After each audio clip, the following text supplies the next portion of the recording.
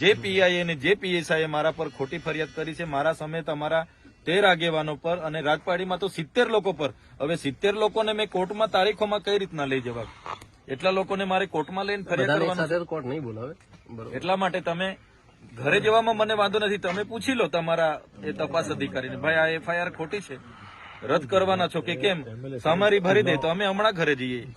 અંગ્રેજોના શાસનમાં પણ આવી પદયાત્રાઓ પર એફઆઈઆરો નથી થઈ. આ 4 કામદારોને અમે 30-30 લાખ રૂપિયા કંપનીમાં જઈને ઉભા રહીને વળતર અપાવ્યું, અમારી ભૂલ છે. હવે માણસ મરી જાય, 10,000 કરોડની કંપની છે તો 30 લાખ આપ્યા, એમાં શું વાંધો છે? અને કંપની વાળો બિચારો તો રાજી ખુશી આપ્યા છે, તો એમાં બિચારા એફઆઈઆર બી પોતે પીએસઆઈ અરજદાર બને છે. તો આટલી તો કેવી પોલીસની મજબૂરી છે કે પીઆઈ અરજદાર બને, પીએસઆઈ અરજદાર બને? ત્યાં એટલું બધું દારૂ, ડ્રગ્સ, ઇનલીગલી બધું ચાલે છે, એના પર કેમ કાર્યવાહી કરતા નથી? અમે તો સીસીટીવી ફૂટેજ આપ્યા છે 35 જેવા, એના પર કોઈ કાર્યવાહી નથી. અમારા પર ઉપરા છાપરી રાતોરાત 2 એફઆઈઆર થઈ જાય 70 લોકો પર. યાર અમારે કે પછી છોડી દેવાનું છે? એટલે અમારા ન્યાય માટે અમે તો નીકળેલા છે. પોલીસને યોગ્ય લાગે પૂરવાના હોય તો પૂરી દો. તમે કેવું છો કે અમે બોલાવીશું, તો તમે અમારું બજેટ સત્ર ચાલુ થાય ત્યારે બોલાવશો? તમે અમારી આયોજનની મિટિંગો વખતે બોલાવશો? અમારા લોકોનું કામ કોણ કરશે પછી? ના, એટલે અમે આજે અમારી પાસે ટાઈમ છે, મહિનો. તમે આ ડિસેમ્બર જાન્યુઆરી છે, પૂરી દો. અમારું પછી બજેટ સત્ર ચાલુ થશે ત્યારે અમારે લોકો માટે અમારે વિધાનસભામાં બેસવું પડે છે, અને ત્યારે પછી તમે જેલમાં બેહાડી રાખશો તો લોકો માટે કોણ બોલશે? આમાં જેલમાં જવાનું ક્લિયર થતું નથી. બીજું આપને જે દિવસે મીટિંગ ઉપરાછાપરી એફઆઈઆર એટલા માટે કરેલી છે કે આ ભાઈ માથા ભારે, એટલે ખરી ચૂંટણીમાં મને અહીંથી તડીપાર કરી દીધો હતો. એટલે આવી રીતના હમણાં બજેટ સત્ર છે, લોકો માટે કઈ માંગશે, બજેટમાં ઉઠાવશે, સરકાર સામે બોલશે, એટલે હવે તમારે પાછી પાસા કરવાની, તડીપાર કરવાની તજવીજ ચાલે છે. ભરૂચ પોલીસ કરે છે. એટલે તમારે તો જે કરવા, મને તો કોઈ વાંધો નથી. 5 વર્ષ નહીં 10 વર્ષ જેલમાં રાખો, પણ અમારા લોકોનો અવાજ કોણ કરશે પછી? એટલે જેલથી મને ફેર નહીં, ત્યાં બી મને રોટલી શાક ખાવાનું મળવાનું જ છે, બધી જગ્યાએ મળે છે. એટલે એનાથી મને કઈ વાંધો નથી, પણ અમારા લોકોનો અવાજ દબાઈ જાય છે. કોણ કામદાર માટે બોલશે પછી? કોણ આદિવાસી માટે?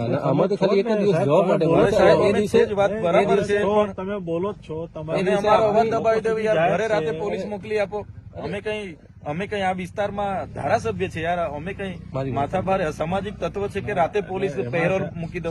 આપણે જે દિવસે હવે આ નીકળ્યા તો ઘરમાંથી નીકળ્યા ના, તો તમે જોઈ લો કેટલી આ 20 ગાડીઓ નજીવા કેસમાં કાલે ઉઠીને ગયા કેસમાં તમે આવ્યા હતા 50 ગાડીઓ લઈને, આખો માર્ચ કરીને, મોરચો લઈને. તો આ લોકો બી ભરૂચ વાળા આવશે, એના કરતા આજે જ અમને હાજર થઈ કરી દો. પણ આમાં તો જે દિવસે નોટિસ આપશે તમને એ દિવસે તમે કદાચ હાજર રહી શકે કે મીટિંગ છે તો બીજી તારીખ કાલે ઉઠીને અમારા હમણાં આયોજનોના કામો ચાલુ થવાના, મીટિંગો ચાલુ થવાની, હમણાં બજેટ સત્ર અમારું ચાલે, એટલે પોલીસ કે છે કે ભાઈ અમારી ફુરસદે આવીને એટલે જેલમાં નાખી દો. એવું થોડું છે?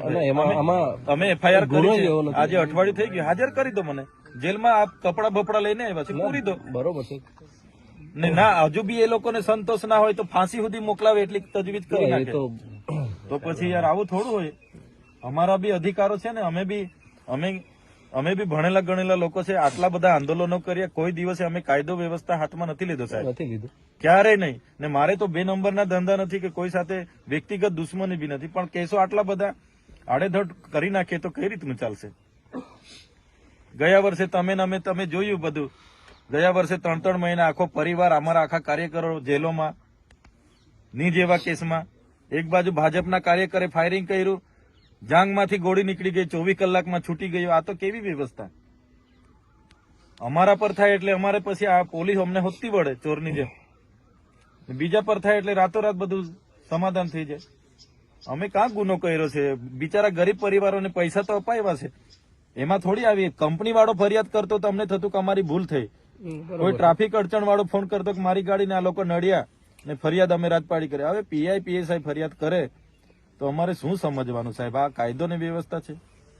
અને અમે તો પરવાનગી માંગી હતી સાહેબ, કોઈ જાહેરનામું નથી, કોઈ ચૂંટણી નથી, તો બી 30મી નવેમ્બરે પરવાનગી માંગી, 3 ડિસેમ્બરે અમારી છેલ્લા દિવસે પદયાત્રાના હવારે કહી કે તમારી પરવાનગી નથી મળી. અભિપ્રાય પોલીસે નેગેટિવ આપ્યા છે. તો સાહેબ અમારો બી અધિકારો છે ને, અમે ચાલતા ગયા, પોલીસ અમારી સાથે હતી, તો બી એફઆઈઆર. એટલે માથાભારે સાબિત કરો, પાસા કરો, તડીપાર કરો, એટલે અમારે આખી જિંદગી જેલોમાં. તો લોકો માટે કોણ બોલશે? અમને તો કઈ વાંધો નથી, જેલો કરો, કઈ વાંધો નહીં. એટલે તમે ત્યાં વાત કરી લો, અમે ત્યાં જઈએ છીએ ત્યાં હાજર વાત થઈ. કરી લીધી છે સાહેબ આપણા એસપી સાહેબ ને બી કહો, એમના જોડે નર્મદા પોલીસ સાહેબ જોડે SP સાહેબ જોડે પણ વાત સહકાર આપે. ભરૂચ પોલીસ નો મામલો છે, આપણે શું કરવા જીબાજોડી કરીએ છીએ? જો અમારા માટે જ બધું સરખું છે, આખું ના, એ તો ગુજરાતમાં સરખું અમારે છે, પોસ્ટિંગ પણ તમારે કેવાથી પહેલા થોડા એફઆઈઆર રદ કરવાના. એ તો અમે રદ ના કરી હા, તો શકીએ. જવા કોર્ટ દો ને, સિવાય કોઈ અમને રદ અમારા નહીં કરી વકીલો શકે. બધા રાહ જોઈએ છે. કોર્ટ સિવાય કોઈ રદ નહીં કરી શકે, હું આપને કહું છું. ના, કોર્ટની પ્રોસેસ તો અમે કરવાના છે કે જેટલી એફઆઈઆર થાય એ કોર્ટમાં જ અમારે કર્યા કરવાની. કોર્ટમાં તો જવાના જ છે, જે અધિકારીઓ કર્યા છે એમને બી બોલાવીશું. એવું થોડું જરૂરી છે. તમે જાઓ તો વાંધો નથી, પણ તમે જે આહવાન કરીને જાઓ છો તમારા સાહેબ, કાર્યકરો તમે મીડિયામાં કોઈ જગ્યાએ બતાવો, મારો મેસેજ હોય ને, તમે બધા ગ્રુપ જોઈ લો. મીડિયામાં કોઈ જગ્યાએ મેં કોઈને કીધું હોય કે મેં ત્યાં આહવાન કરીને આવું છું, તો મને બતાવો. પણ એવા મેસેજ છે સાહેબ, તો તમારા આપણે ગ્રુપમાં હોય તો છે ને. બતાવો. મેં તો અમારા સાંજે ગ્રુપમાં પોલીસના ફોન આવ્યા હતા, ભેગી પોલીસને મેં થાય, કીધું કે હું ત્યાં કાલે પછી જાઉં છું. ટ્રાફિક છે